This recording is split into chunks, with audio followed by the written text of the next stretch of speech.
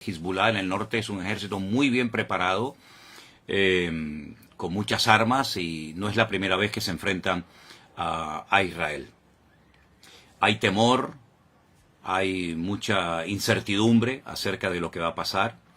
Mi hermana querida Susana, desde Galilea, me llamaba esta mañana y hablábamos un buen rato y me comentaba cómo está la situación. Ya digo, hay mucha incertidumbre, mucho temor. 300.000 personas que forman parte de la, digamos, de la reserva, personas que han estado en el ejército, pero que han vuelto a ser llamados para apoyar a los que están allí combatiendo, han sido llamados. En fin, todo esto está moviendo, está sacudiendo las estructuras, no solamente de Israel, sino que está el Señor hablándonos y dándonos un mensaje, yo creo, muy claro. Yo dije en cierta ocasión, en los días del confinamiento, ¿se acuerdan ustedes? Por allí, por marzo del 2020, que Dios le estaba hablando al mundo con lo que estaba sucediendo. Pero, sobre todo, era un tiempo especial para que la iglesia recapacitara y reflexionara acerca de lo que estaba pasando. Aquellos hermanos que me decían o que decían no tengo tiempo para orar, para leer la Biblia, para estudiar la palabra, yo les dije, pues vais a ver cómo vais a tener tiempo. Ahora vais a tener bastante tiempo porque vais a estar encerrados muchos días, semanas y probablemente hasta meses, para que esa excusa de que no tengo tiempo ya sea desterrada definitivamente de vuestras vidas. Por lo tanto, yo creo que en aquellos meses, en aquel tiempo, 2020, el Señor estuvo tratando con la iglesia, con cristianos tibios, cristianos que se habían dejado de congregar por diferentes motivos, muchas personas que comenzaron a leer la Biblia por primera vez en su vida y tuvieron un encuentro personal con Cristo. Y bueno, y de aquellos días, de aquella temporada, surgió lo que todos conocemos como la iglesia virtual, formada por centenares y centenares de hermanos de todas partes del mundo que se acercaron al Señor, gente que se entregó a Cristo en aquellos días, y nació la iglesia virtual, que hasta el día de hoy pues sigue siendo un instrumento tremendamente poderoso en las manos del Señor, y ahí surgieron iglesias y obreros y lugares de culto y tantas cosas que podríamos mencionar. Ahora el tiempo es diferente. Ahora nosotros, por lo menos en esta parte del mundo, no estamos encerrados, pero sí están encerrados en sus hogares los habitantes de Israel, que no pueden salir a las calles, no pueden ir los chicos a estudiar a la escuela, no pueden las personas ir a trabajar a sus trabajos porque el país está en guerra. Pero yo siempre también he dicho, y solamente lo recuerdo, que lo natural es un reflejo de lo espiritual. Repito, lo natural es un reflejo de lo espiritual. ¿Qué está pasando en lo natural? Cosas terribles. Hemos visto imágenes que nos han dejado a todos con los pelos de punta, y otras muchas que no hemos querido publicar. Y todo esto, la pregunta es, ¿Dios lo ha permitido, sí o no? ¿O es que aquí el diablo puede hacer lo que le da la gana, cuando le dé la gana y cuando quiera y donde quiera? Yo creo que el que controla la historia, el que quita y pone reyes, el que permite o impide cosas es nuestro Dios. Y el diablo no puede hacer nada sin permiso de Dios. Siempre recuerden eso. El diablo no puede hacer nada sin permiso de Dios. ¿Se acuerdan cuando el endemoniado Gadareno, los demonios que habitaban en él, le pidieron permiso al Señor para entrar en aquella piara, en aquel hato de cerdo? ¿Se acuerdan ustedes? Bueno, pues ahí tienen un ejemplo. El diablo está sometido a Dios. Libro de Job, léanlo detenidamente, léanlo tranquilamente, y se van a dar cuenta que Satanás actuaba hasta donde el Señor le permitía actuar, porque el diablo no es un ser, digamos, autónomo, que pueda hacer lo que le dé la gana, sin darle cuentas a nadie, ni muchísimo menos. El diablo es un ser que tiene que estar sometido a Dios, le guste o no, porque Dios es el que permite, el que impide, el que autoriza, el que abre o el que cierra. Y en esta ocasión, Dios ha permitido todo lo que ha sucedido. Claro, algunos dirán, bueno, pero yo no creo en eso. Es que, lo he dicho muchas veces, lo que usted crea o lo que usted opine no va a cambiar la esencia de Dios. Y Dios tiene todo el permiso y toda la autoridad para hacer lo que quiera y cuando quiera, cuantas veces le dé la gana, porque para eso es Dios. Y no está sujeto a leyes humanas ni a ningún tipo de limitaciones. Él es Dios soberano, Rey de toda la tierra es de Dios y su plenitud, y por lo tanto, cuando Él permite algo es porque es necesario que eso que sucede haya sucedido de esa manera. Cuando el hombre peca contra Dios, cuando el hombre pisotea la sangre de Cristo, cuando el hombre se mete contra el Evangelio, las consecuencias a corto y a largo plazo son terribles. Terribles.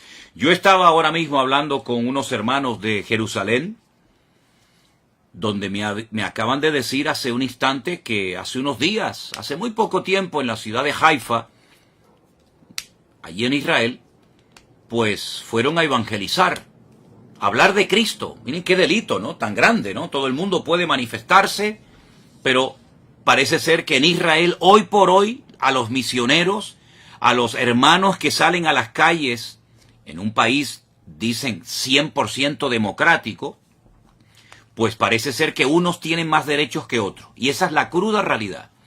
Yo he visto cómo a personas en Jerusalén se les ha escupido, se han quemado nuevos testamentos, se les ha perseguido, se les ha criticado, se los ha expulsado de zonas porque son cristianos, son enemigos, ¿verdad? Y hay que expulsarlos.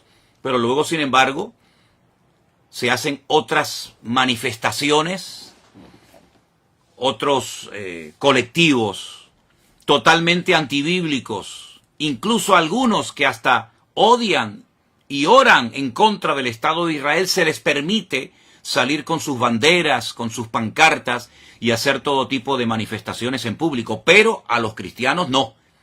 A los cristianos no se les permite evangelizar. Y si no, inténtelo, si no me cree, haga usted la prueba, coja mañana tratados, folletos, Biblias, Nuevo Testamento, váyase por ejemplo a Jerusalén y póngase donde usted quiera. A ver si usted tiene la libertad de repartir libremente. Ni se le ocurra porque la van a expulsar y le van a impedir y la policía se le va a tirar encima. Entonces, ¿de qué estamos hablando? ¿Del pueblo de Dios? Mire, está pasando en Israel hace muchos años, no ahora, hace muchos años está pasando lo mismo que pasó en la época de la iglesia primitiva, que a los líderes religiosos no les gustaba que a los apóstoles predicaran de Cristo en las calles. Los encarcelaron, los torturaron. ¿Dónde mataron a Esteban? Yo pregunto, ¿dónde mataron a Esteban? ¿Y quién mató a Esteban?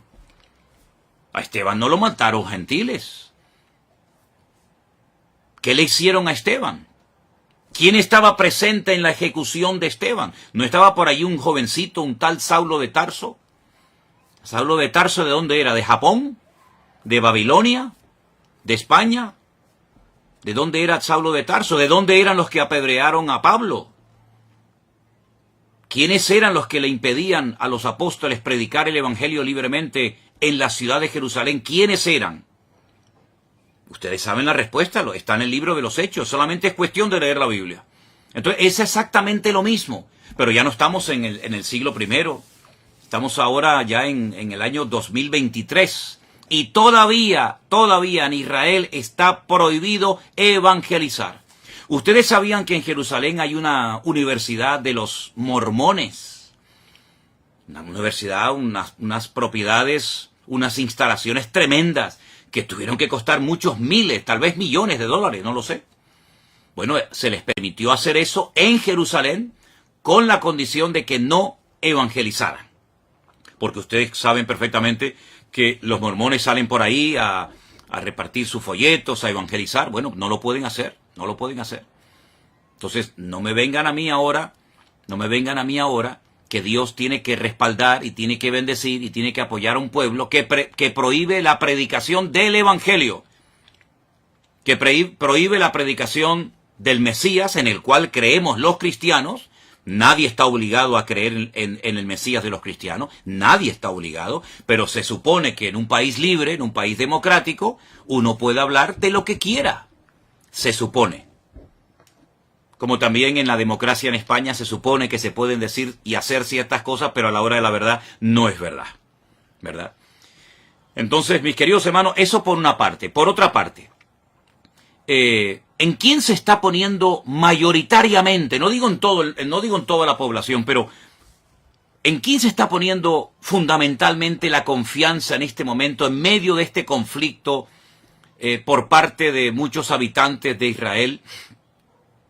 En un señor norteamericano que apoya a ciertos y determinados colectivos que todos sabemos cuáles son y qué es lo que pretenden, colectivos que precisamente interrumpieron una reunión de oración a judíos ortodoxos en Jerusalén, y esa reunión que se iba a celebrar en Jerusalén con el día y las festividades del Yom Kippur, etcétera, no fueron interrumpidas por extranjeros ni por cristianos, fueron interrumpidas por judíos, habitantes de Israel, que se levantaron contra sus compatriotas a prohibirles que oraran, que leyeran la Torá, que hicieran teshuvá, y los que me están oyendo y son de allí sabéis a lo que me refiero, se les prohibió y se les expulsó.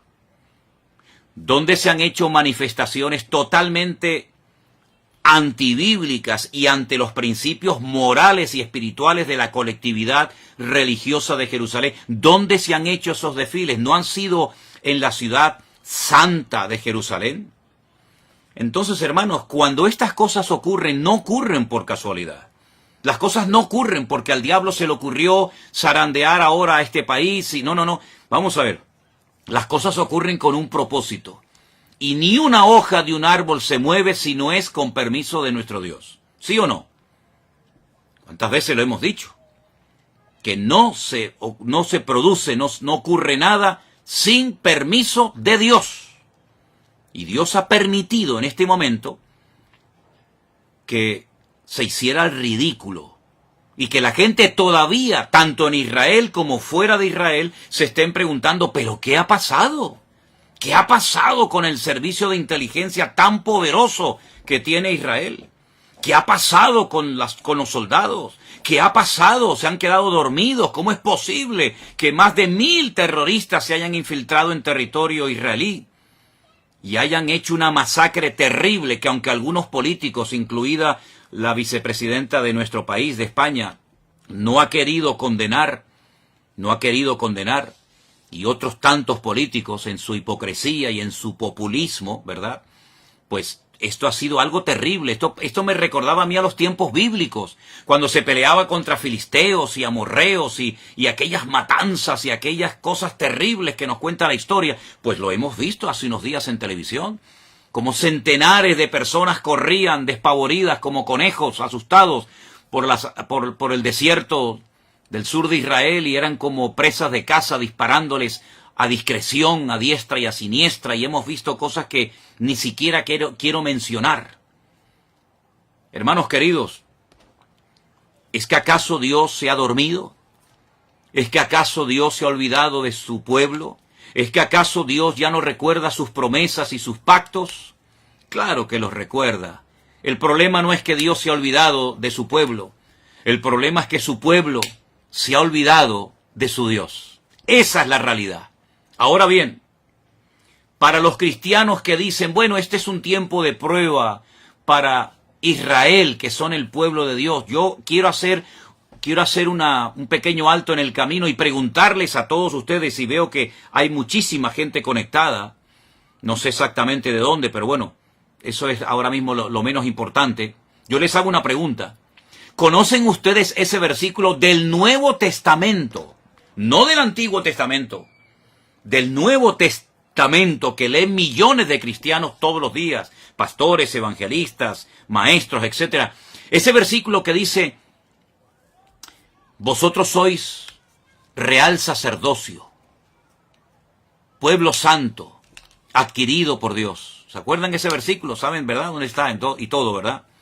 Vosotros que no erais pueblo, ahora sois pueblo de Dios, real sacerdocio, nación santa, pueblo adquirido por Dios para que anunciéis las virtudes de aquel que os llamó de las tinieblas a su luz admirable. Entonces, mi pregunta es, ¿somos los cristianos pueblo de Dios? ¿Sí o no? Respóndanme ustedes, que yo estoy viendo ahí cómo están escribiendo muchas personas.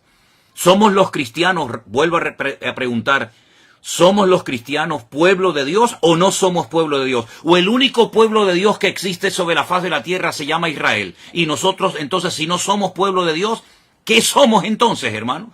¿Qué somos entonces? Si no somos pueblo de Dios, somos otro pueblo diferente. Dios tiene entonces dos pueblos, uno judío y uno gentil. O Dios tiene un solo pueblo, y a ese único pueblo pertenecen judíos, españoles, japoneses, americanos, latinos. Dios tiene un solo pueblo.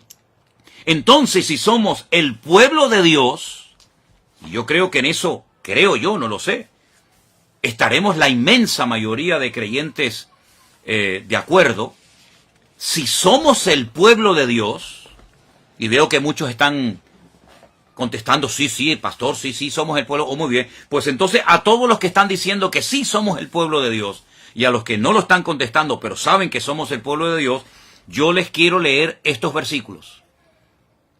Y dicen así: si se humillare mi pueblo. Usted ha dicho que somos pueblo de Dios, lo acaban de escribir muchos de ustedes. Sí, amado pastor, somos el pueblo de Dios. Gracias, hermano. Si se humillare mi pueblo, sobre el cual es invocado mi nombre, y oraren, y buscaren mi rostro, y se convirtieren de sus malos caminos, entonces yo oiré desde los cielos y perdonaré sus pecados, y sanaré su tierra. Vuelvo a hacer la pregunta de antes: ¿somos los cristianos hijos de Dios y pueblo de Dios, sí o no? Sí, ¿verdad? Pues entonces, ¿qué estamos esperando para, como pueblo de Dios, humillarnos, invocar su nombre, orar, buscar su rostro, convertirnos de nuestros malos caminos, dejarlos a un lado? ¿Qué estamos esperando, hermanos queridos? Sí, ya veo que saben el versículo donde está y todo. Segunda de Crónicas 7:14, efectivamente, ese es, mi hermana Mónica. Segunda de Crónicas 7:14. Pues si somos el pueblo de Dios, seamos coherentes con lo que decimos. Porque es una incongruencia decir somos pueblo de Dios para lo que nos interesa. Y ahora que está viniendo la hora de prueba a todas las naciones de la tierra, decir no, eso ahora es para los judíos. Entonces, ¿en qué quedamos? ¿Somos o no somos el pueblo de Dios? No seamos hipócritas. No seamos fariseos. No seamos pueblo de Dios para las promesas y para los privilegios y para las bendiciones, y después resulta que no somos pueblo de Dios cuando viene la ira de Dios, cuando viene la justicia de Dios, etcétera, etcétera, etcétera. Hay un mensaje muy bonito que el Señor le da a una de las iglesias que son mencionadas en el libro del Apocalipsis, y dice lo siguiente: yo conozco tus obras, he aquí que he puesto delante de ti una puerta abierta, la cual nadie puede cerrar, porque aunque tienes poca fuerza, has guardado mi palabra y no has negado mi nombre. ¿Qué le parece? Por cuanto has guardado la palabra de mi paciencia, yo te guardaré de la hora de la prueba que ha de venir sobre el mundo entero. Ahora les digo dónde estoy leyendo. Yo te guardaré de la hora de la prueba que ha de venir sobre el mundo entero, para probar a los que moran sobre la tierra. ¿A quién van dirigidas esas palabras, hermanos? ¿Solamente a los judíos? No. Esas palabras las escribió el apóstol Juan, porque el Señor Jesucristo, el que murió en la cruz y resucitó al tercer día, le dijo: escribe lo que has visto, lo que has oído, lo que es y lo que será, y envíalo a las 7 iglesias. Y este mensaje va dirigido a la iglesia de Filadelfia. Yo sé que en España la iglesia de Filadelfia son las iglesias de los hermanos gitanos, pero la iglesia de Filadelfia era una congregación que existía hace 2000 años en la zona de Turquía, de Asia Menor, y fueron palabras dirigidas por Cristo a una iglesia. a su pueblo. Apocalipsis capítulo 3, del versículo 7 en adelante. Yo te guardaré de la hora de la prueba que ha de venir sobre el mundo entero para probar a los que moran sobre la tierra. He aquí yo vengo pronto, retén lo que tienes para que ninguno tome tu corona. ¿Qué le parece? Somos el pueblo de Dios, ¿verdad? Muy bien. Pues entonces vamos a comenzar a poner en práctica Segunda de Crónicas 7:14. Vamos a comenzar a humillarnos. Vamos a dejarnos ya de perder el tiempo. Vamos a dejarnos de utilizar las redes sociales para tonterías. Y vamos a utilizar todos los recursos y medios habidos y por haber que el Señor ponga a nuestro alcance para predicar la palabra de Dios, la sana doctrina, lo que Cristo quiere que prediquemos. Y no perdamos el tiempo en aquellas cosas que no edifican y que no son de Dios. Pueblo de Dios es aquel hombre y aquella mujer, da igual si es judío, japonés, coreano, español o latino, da igual. Pueblo de Dios es todo aquel hombre y toda aquella mujer que ha sido, voy a utilizar un término bíblico, lavado, comprado, redimido por la sangre de Jesucristo. Esos son el pueblo de Dios. Dios no le va a pedir la nacionalidad o el pasaporte a nadie. Pueblo de Dios somos aquellos hombres y mujeres que hemos abrazado a Cristo, hemos creído en Él y lo hemos hecho nuestro Señor, nuestra cobertura y nuestra autoridad. Por eso cuando yo veo al pueblo de Israel casi rogándole, suplicándole al señor Biden, al señor de los Estados Unidos, que el pobrecito ya no sé ni cómo se puede mantener en pie. Por favor, ayúdennos, no nos abandonen, no nos dejen solos. Y vemos al señor Biden saliendo y diciendo, no les vamos a dejar solo, aquí estamos nosotros. Miren, escúchenme una cosa, si no claman ahora al Dios de Israel, los que viven allí, los que necesitan ver una manifestación poderosa del poder de Dios, si no claman a Dios, sino que se refugian y miran al tío Sam y miran a América, cuando termine esta guerra, que va a terminar, por supuesto, y que Dios la va a ganar, y que Dios la va a ganar, ¿quién se va a llevar la gloria? ¿Dios? ¿O los que ayudaron al pueblo de Israel? Porque que yo sepa, el señor Biden tiene de cristiano lo que yo tengo de obispo católico. Yo soy más obispo católico, hablando, bromeando, que el señor Biden de cristiano. El señor Biden de cristiano no tiene nada. Nada. Nada. Lo que apoya el señor Biden es antibíblico. Y ahora poner la confianza en el todopoderoso tío Sam, creyendo que ellos le van a salvar. Qué error histórico tan grande está volviendo a cometer, y con todo el dolor de mi alma tengo que decir, qué dolor tan grande me produce que el pueblo de Israel, el pueblo de la Biblia, el pueblo de las promesas, el pueblo de los apóstoles, el pueblo del Mesías verdadero, el pueblo de los profetas, tenga que mirar al hombre, cuando la palabra de Dios dice, maldito el hombre que confía en el hombre. Más bienaventurado el hombre que confía, o el pueblo que confía en el Señor Dios Todopoderoso. Miren, yo les voy a pedir a los que quieran un favor. Yo voy a pedirles que ustedes lean detenidamente el capítulo 14, el capítulo 15 y el capítulo 16 de Segunda de Crónicas. Repito, capítulo 14, capítulo 15 y capítulo 16 de Segunda de Crónicas. Lean detenidamente el reinado del rey Asa, hijo de Abías. Lean detenidamente, y parece que estamos leyendo el periódico de hoy.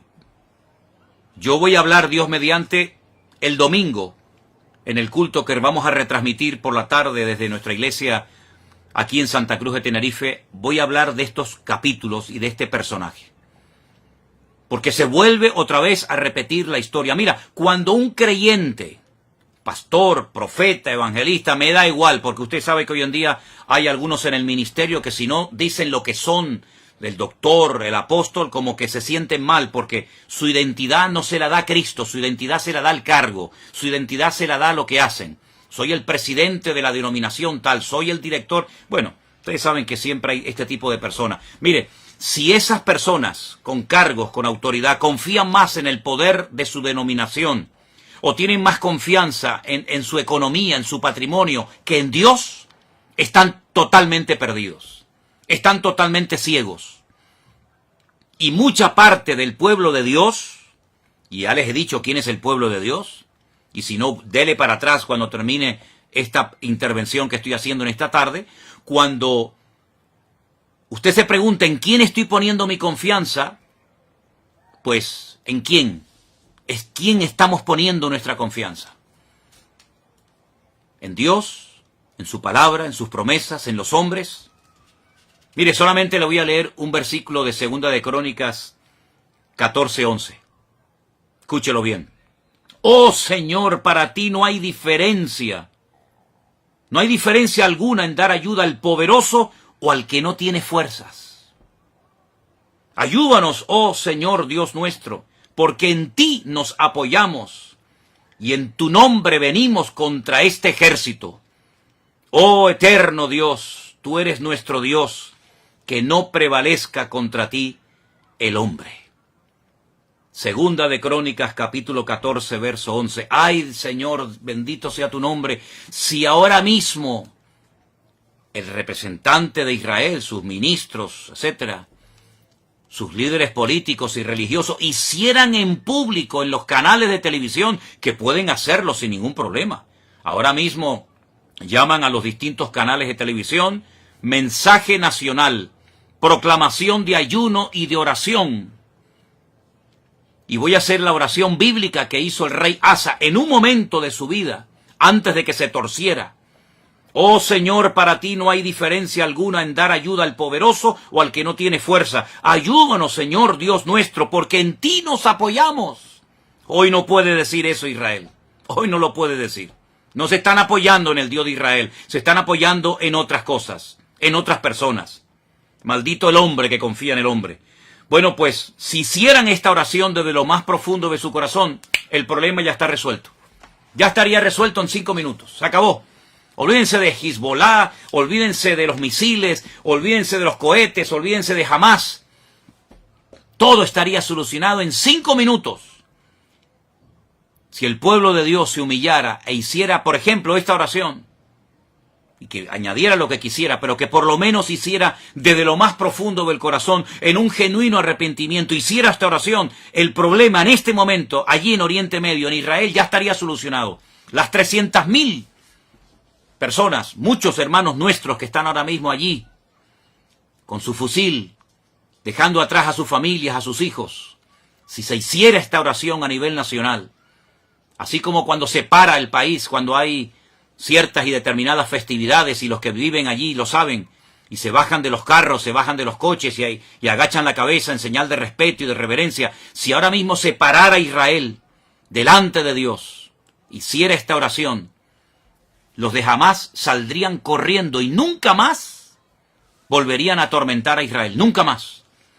Los 100 y pico, y lo digo con mucho dolor, personas que están en este momento secuestradas, volverían caminando por su propio pie a la tierra santa de Israel.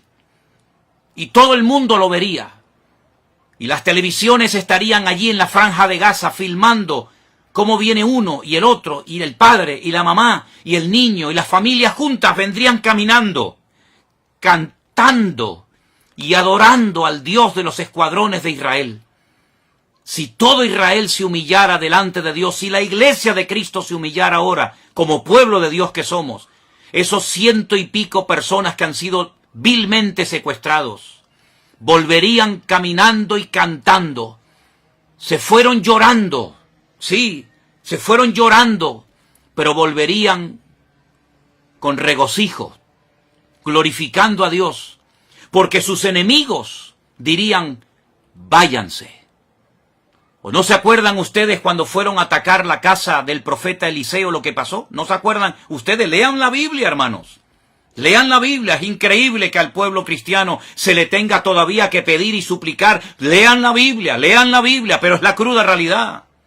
Si ustedes leen la Biblia van a encontrar, mis amados hermanos, que cuando fueron a atacar la casa del profeta Eliseo, un hombre que no estaba armado, un hombre que no era un soldado, era un varón de Dios, un profeta del Dios Altísimo. ¿Qué le pasó? ¿Qué le pasó a los que fueron a atacarlo? No pudieron hacerle nada. Y el profeta dijo, más son los que están con nosotros que los que vienen contra nosotros. Israel necesita urgentemente ver el cielo abierto y ver la gloria de Dios. Lo que Israel necesita, mis queridos hermanos, es ver la gloria del Dios de Israel, el Dios todopoderoso, el Dios que abrió el mar rojo, el Dios que mandó fielmente cada día el maná en el desierto, la roca eterna que le seguía, de la cual bebieron todos, el Dios que tantas veces se manifestó y que de tal manera amó a este mundo que dio a su Hijo unigénito para que todo aquel que crea en Él no se pierda, mas tenga vida eterna. Está deseando sorprender al pueblo y que digan entre las naciones, grandes cosas ha hecho el Señor con estos. El Señor quiere llenar la boca de risa del pueblo de Dios, quiere traer regocijo, cántico, júbilo y alegría a su pueblo. Ahora está llorando, ahora está sufriendo, pero todo eso puede cambiar, repito, si el pueblo de Dios se humilla ahora mismo y le piden perdón a Dios por la idolatría, por los pecados terribles, por las abominaciones terribles que ha estado cometiendo y siguen cometiendo, por las blasfemias que han cometido, por el rechazo a los cristianos, creyéndose superiores a los demás, llamando Goyim, los Goyim, ¿verdad? Los perrillos, a los que no son como ellos. Ay, mis queridos hermanos, qué imagen impactante sería ver a esas criaturas que fueron llevadas cautivas, como se llevaron cautivos antaño a muchos judíos, por ejemplo, a Babilonia. Verlos volver caminando, cantando, alabando a Dios, cantando salmos, sería algo maravilloso. ¿Por qué no oramos en esta línea, hermanos? Israel no sabe qué hacer. Esa es la verdad. No saben qué hacer. ¿Entramos a Gaza o no entramos? Por tierra, por mar, por aire. ¿Qué hacemos? Tienen seguramente muchas propuestas encima de la mesa, pero le falta la más importante. Orar a Dios. Clamar a Dios. Y no poner la confianza ni en el señor Biden, ni en lo que este señor representa. Porque no es un digno representante del reino de Dios, ni muchísimo menos. Lo que tiene que hacer este señor es primeramente convertirse y dejar sus muchos pecados, que también los tiene. No es el instrumento de Dios para traer justicia y paz a la tierra, no. Para eso traemos al príncipe de la paz, que es nuestro Señor Jesucristo. No necesitamos tu ayuda, mi amigo. Con nuestro Dios nos sobra y nos basta. Pero, hermanos queridos, hasta que esto no suceda, correrán ríos de sangre y muchas personas perderán la vida innecesariamente. Muchas de estas cosas se podían haber evitado, créanme. Muchas de estas muertes se podían haber evitado si hubieran preparado sus corazones y hubieran impedido que el pecado entrara a la tierra santa de Dios. Pero se comportaron mal fuera cuando estaban fuera de la tierra, se han comportado muchos mal estando en la tierra, y ahora aquellos que quieren predicar las buenas nuevas del Evangelio, se les prohíbe y se les persigue y se les humilla. Entonces, queridos, ¿qué les parece? Que Dios nos bendiga, que Dios nos ayude. Pensaba honestamente que, como no había anunciado nada, prácticamente nadie se conectaría a este tiempo en el que estoy compartiendo el sentir de mi corazón, y me he quedado realmente sorprendido de ver la cantidad de gente que se ha conectado. Que Dios les bendiga, y en vez de orar genéricamente por el pueblo de Israel, vamos a orar específicamente para que haya humildad, quebrantamiento de corazón, genuino arrepentimiento, para que el Señor traiga restauración a su tierra y veamos la gloria de Dios que nos está haciendo mucha falta. Sí, también a nosotros necesitamos milagros, señales, prodigios. No puede ser que se esté hablando más de terroristas que de Cristo. No puede ser que los medios de comunicación gasten más saliva y más tiempo y más horas de programación, dando pompa y publicidad a criminales y asesinos, que al Evangelio del Señor Jesucristo. Están pisoteando a Cristo, están menospreciando a Dios y a su palabra, pero nosotros